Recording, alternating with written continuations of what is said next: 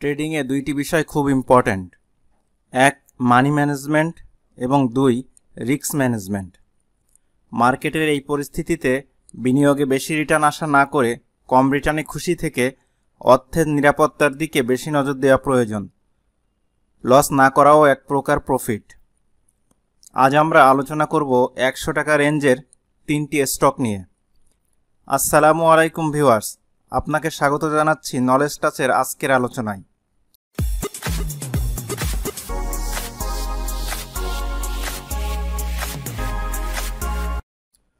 প্রথম stock ACI formulation.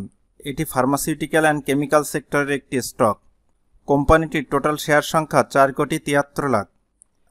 এর মধ্যে ডিরেক্টরদের হাতে আছে 3,12,00,000 এবং সাধারণ জনগণের হাতে আছে মাত্র 60,00,000 শেয়ার। গত বছরের আগস্ট মাসে পাবলিকের হাতে ছিল 13.98% শেয়ার।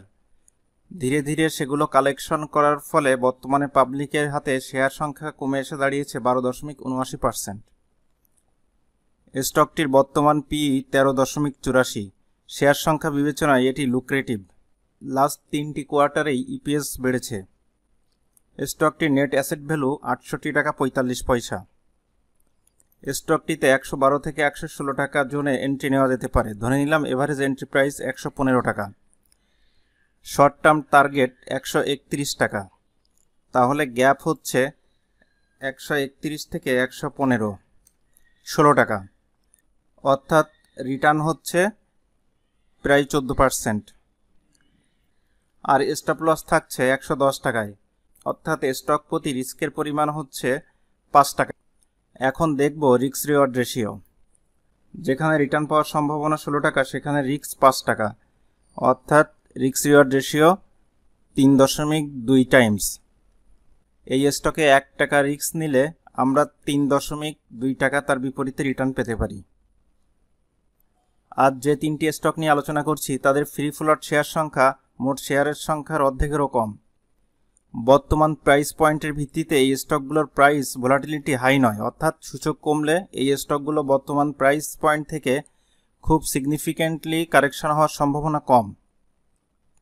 এই ভিডিওতে কোনো স্টক বাই, সেল বা হোল্ড করার পরামর্শ দেওয়া হচ্ছে না এবং ভিডিও দেখে কোনো সিদ্ধান্ত নেবেন না। শেয়ার বাজারে বিনিয়োগ সবসময় ঝুঁকিপূর্ণ, সুতরাং জেনে বুঝে ও অ্যানালাইসিস করে বিনিয়োগ সিদ্ধান্ত গ্রহণ করুন। দ্বিতীয় স্টক বাংলাদেশ সাবমেরিন কেবল। এটি টেলিকমিউনিকেশন সেক্টরে এখনও পর্যন্ত মনোপলি বিজনেস করছে। তবে কম্পিটিটর হিসাবে 3টি কোম্পানি আগামী বছর অপারেশন শুরু করবে বলে আশা করা হচ্ছে। কোম্পানিটির টোটাল শেয়ার 16,49,00,000। এর মধ্যে গভর্নমেন্টের হাতে আছে 12,18,00,000 এবং জনগণের হাতে আছে মাত্র 1,25,00,000 শেয়ার। চলতি বছরের প্রথম 3 কোয়ার্টারে ইপিএস কমেছে। তার সাথে তাল মিলিয়ে স্টকটির মূল্যও বেশ কারেকশন দিয়েছে। তাই বর্তমান পি 7.75। তবে গভর্নমেন্টের জন্য নতুন শেয়ার ইস্যু করলে এই পি 9-এর কাছাকাছি চলে যাবে। কোম্পানিটি ক্যাশ ডিভিডেন্ড দিচ্ছে এবং সেটা ক্রমান্বয়ে বৃদ্ধি পাচ্ছে, যেটি একটি পজিটিভ বিষয়। স্টকটির নেট অ্যাসেট ভ্যালু 92 টাকা 16 পয়সা। 100 থেকে 105 টাকার ভিতরে একটি এন্ট্রি জোন এবং এখানে এন্ট্রি নিলে স্টকটির টার্গেট হতে পারে 124 টাকা। যদি কেউ 105 টাকায় এন্ট্রি নেয় এবং 124 টাকার প্রাইস টাচ করে, তবে তার রিটার্নের পরিমাণ দাঁড়ায় প্রায় 18%। স্টকটির জন্য আমরা স্টপ লস সেট করলাম 98 টাকা। তাহলে পার স্টকে আমরা রিস্ক নিচ্ছি 7 টাকা। তাহলে 19 টাকা রিটার্নের এগেনস্টে আমরা রিস্ক নিচ্ছি 7 টাকা। অর্থাৎ রিস্ক রিওয়ার্ড 2.71। 1 টাকা রিস্কের বিপরীতে আমরা রিওয়ার্ড পেতে পারি 2 টাকা 71 পয়সা। আমরা আরও একটি স্টক নিয়ে আজ আলোচনা করব। আজকের আলোচনার প্রথম এবং শেষ স্টক দুইটি শর্ট টার্ম ট্রেডিংয়ের পাশাপাশি পজিশন ট্রেডিংয়ের জন্য উপযুক্ত মনে হয়েছে। তবে পজিশন ট্রেডিংয়ে গেলে গত দিনের দেখানো নিয়ম ফলো করলে বেটার রেজাল্ট পাওয়া যাবে। আপনাদের অবশ্যই মনে আছে 40-30-30 রুলস অফ ইনভেস্টমেন্ট। অর্থাৎ প্রথম পজিশনে 40% টাকা দিয়ে পজিশন নেওয়া, পরবর্তী সাপোর্টে গেলে 30% টাকা ইনভেস্ট করা এবং দ্বিতীয় সাপোর্টে গেলে অবশিষ্ট 30% দিয়ে এভারেজ করা। তবে এভারেজ ডাউন করার জন্য সাপোর্ট দুইটি কনজারভেটিভলি নির্ণয় করতে হবে। তৃতীয় এবং শেষ স্টক অ্যাপেক্স স্পিনিং। এটি টেক্সটাইল সেক্টরের একটি কোম্পানি। মোট শেয়ার সংখ্যা আছে মাত্র 84 লাখ। ডিরেক্টরদের হাতে আছে 43 লাখ শেয়ার এবং সাধারণ জনগণের কাছে আছে অনলি 28 লাখ শেয়ার। চলতি আর্থিক বছরের প্রথম 3 মাসে ইপিএস বেড়েছে। কোভিডকালীন 2020 সাল ব্যতীত অন্যান্য বছরের ইপিএস 3 টাকা লেভেলে এবং গত 2 বছরের ইপিএস প্রায় 3.5 টাকা লেভেলে। স্টকটির বর্তমান পি 26.33। লো ক্যাপ কোম্পানির পি আমরা সাধারণত 40-45-এর আশেপাশে দেখতে পাই। কোম্পানিটির লোন আছে মাত্র 6.80 লাখ টাকা।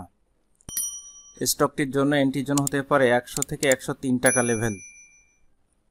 শর্ট টার্মের সেলিং টার্গেট হতে পারে 115 টাকা। 103 টাকায় এন্ট্রি নিয়ে 115 টাকায় সেল দিতে পারলে রিটার্ন পার্সেন্ট হচ্ছে 11.65%। স্টকটির জন্য আমাদের স্টপ লস থাকবে 99 টাকা লেভেলে। একটি স্টকের এগেনস্টে আমরা 4 টাকা রিস্ক নিচ্ছি, অর্থাৎ রিস্ক রিওয়ার্ড রেশিওটা পাওয়া যাচ্ছে 12/4, 3 টাইমস, মানে 1 টাকা রিস্কের বিপরীতে 3 টাকা রিওয়ার্ড পাওয়ার সম্ভাবনা আছে। আশা করছি আলোচনাটি আপনার ভালো লেগেছে। ভালো লাগলে লাইক দিতে পারেন। কোনো মতামত থাকলে কমেন্টে নির্দ্বিধায় জানিয়ে দিন। চ্যানেলটির নতুন ভিউয়ার্স হলে সাবস্ক্রাইব করে রাখতে পারেন। এত সময় সাথে থাকার জন্য ধন্যবাদ। আবার দেখা হবে পরবর্তী আলোচনায়। Take care.